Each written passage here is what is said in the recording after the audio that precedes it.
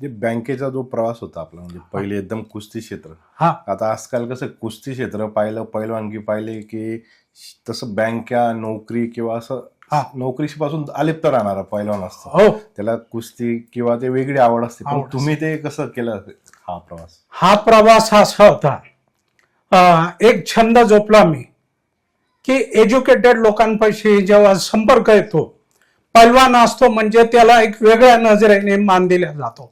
पैलवान सर्वात महत्वाचा, त्याला जात भेद काहीच नसतो. हा पूर्ण गावाचा एक आवडता आणि चाहणाऱ्या लोकांचा पैलवान असतो. आणि मग त्या पैलवान बँकेत असल्यामुळे बरेच आदिवासी समूहचे लोक, आमच्या जातीचे लोक, बरेच लोक कपाशीचे पेमेंट घेऊन यायचे, तर बँकेत घुसताना घाबरायचे की साला बँकेत इथं व्यवहार होतो, पैशांचं देवाणघेवाण कसं करायचं.